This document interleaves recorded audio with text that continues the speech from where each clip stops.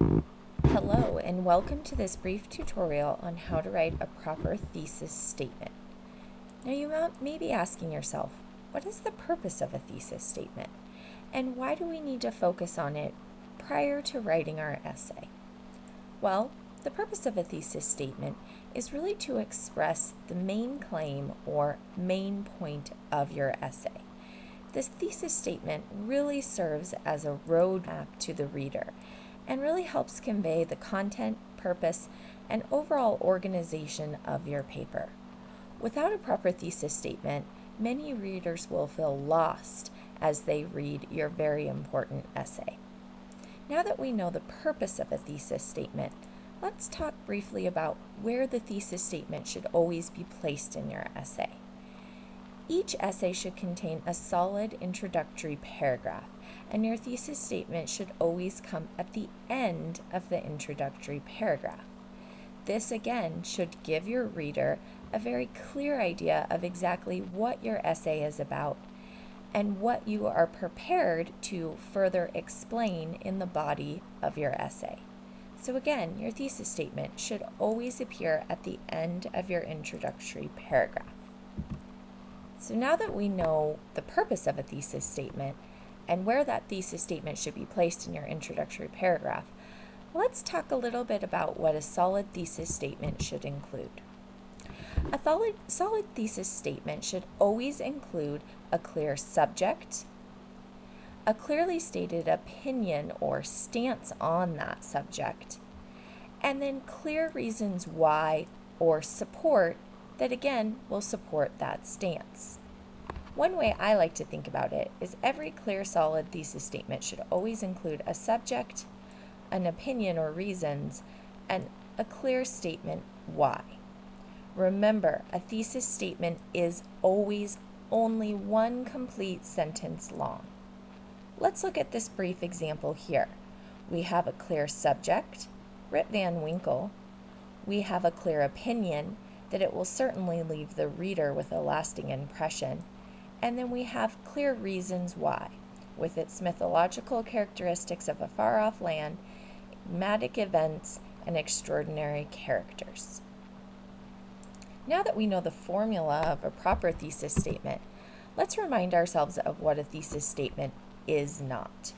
Remember, a thesis statement is never simply an announcement or a question. It's never unclear or unfocused.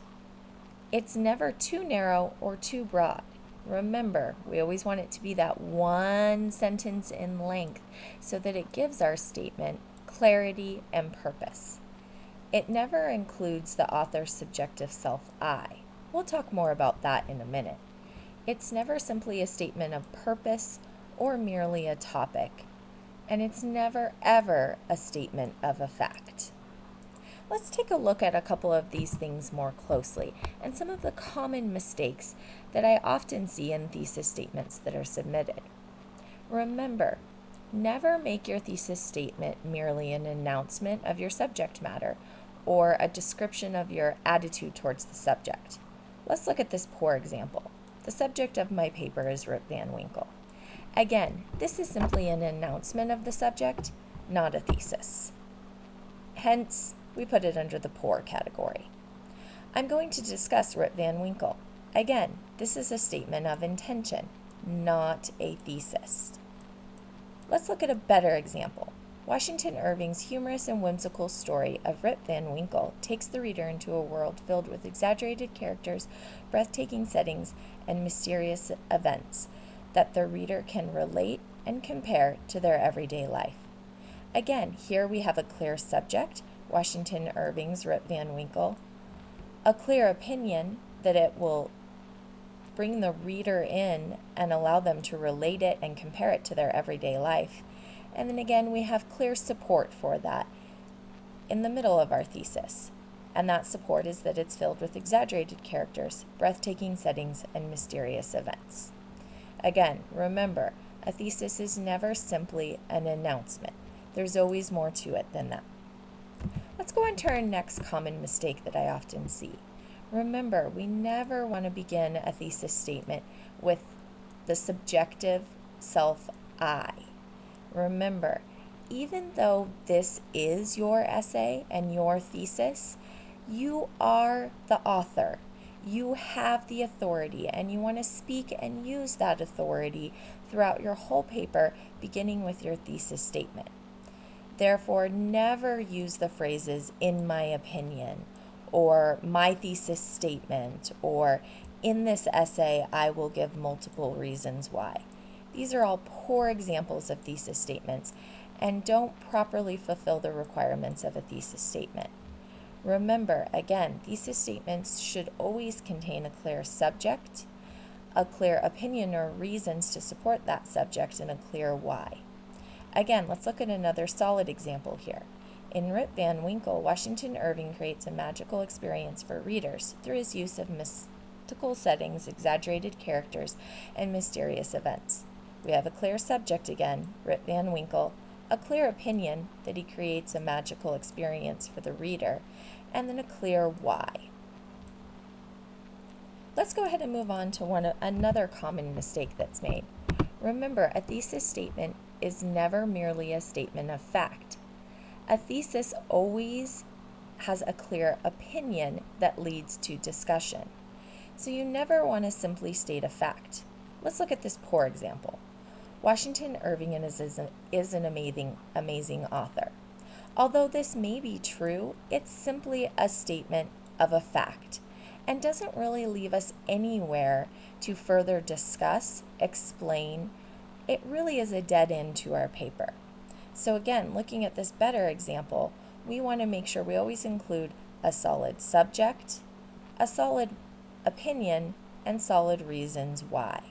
Our thesis should always lead into further discussion and further analysis.